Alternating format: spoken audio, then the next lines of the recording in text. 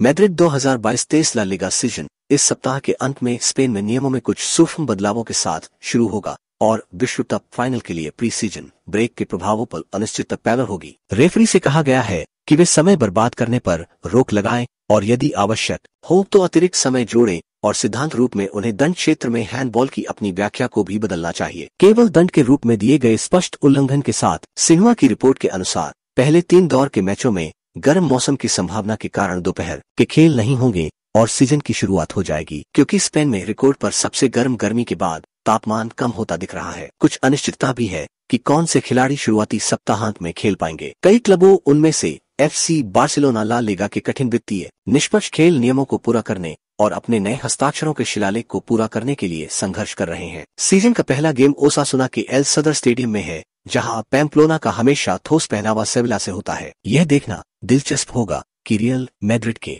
Midfielder इसको पर हस्ताक्षर करने के बाद सेविला कैसा प्रदर्शन करता है, लेकिन पहली पसंद के केंद्रीय रक्षक डिएगो कार्लोस और जुल्स कॉन्डे को खो देता है। सेल्टा विगो ट्रांसफर विंडो में स्पेन की अधिक सक्रिय टीमों में से एक रही है। हालांकि बहुत कुछ अभी भी इयागो अस्पास पर निर्भर करेगा जब वे एस्पेनियोल से भिड़ेंगे। आगंतुकों के पास नए कोच डिएगो मार्टिनेज है और उन्होंने एलेव्स के स्ट्राइकर जोसेलू को हस्ताक्षरित किया है। हालांकि स्पेन के अंतर्राष्ट्रीय राउल डी टोमस के भविष्य पर बड़ा संदेह है। दूसरे डिवीजन में एक संक्षिप्त अंतराल के बाद वेलाडोलिड अभिजात वर्ग में वापस आ गया है, लेकिन जब वे विलारियल का सामना करते हैं तो उन्हें कठिन वापसी होती है। विलारियल का प्री सीजन अच्छा रहा है और शीर्ष 4 में जगह बनाने के लिए गंभीर उम्मीदवार है। बड़ा खर्च करने वाला FC बार्सिलोना शनिवार को रेयो वैलेकेनो के घर पर अपने सीजन की शुरुआत करता है और लेखन के समय यह अभी भी अनिश्चित है कि क्या नए signing Franck Kessie, Robert Lewandowski, Andreas Christensen, Jules Kounde और राफिन्हा या Ousmane Dembele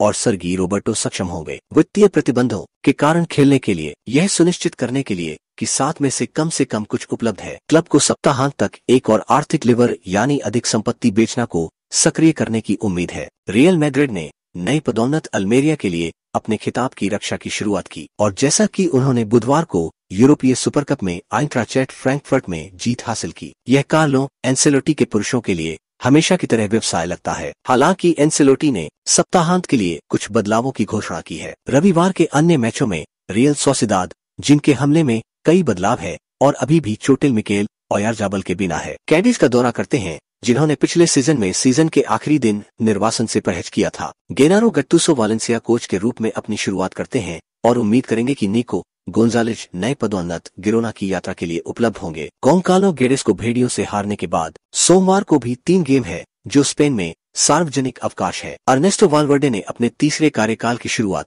athletic club Bilbao में जेवियर एगुरे के मलोरका से की, जो की प्री सीजन में नाबाद है। मैड्रिड के दक्षिण में एक डर्बी है, क्योंकि एटलेटिको मैड्रिड गेराफे का सामना करने के लिए यात्रा करता है। इस बात पर थोड़ा संदेह है कि एंटोनी ग्रिजमैन उपलब्ध होंगे या नहीं, जबकि दिन का आखिरी गेम बेटिस कुछ वित्तीय निष्पक्ष खेल मुद्दों के साथ एक और पक्ष को देखता है। एल्चे का घर पूर्व लेवांटे स्ट्राइकर रोजर मार्टी के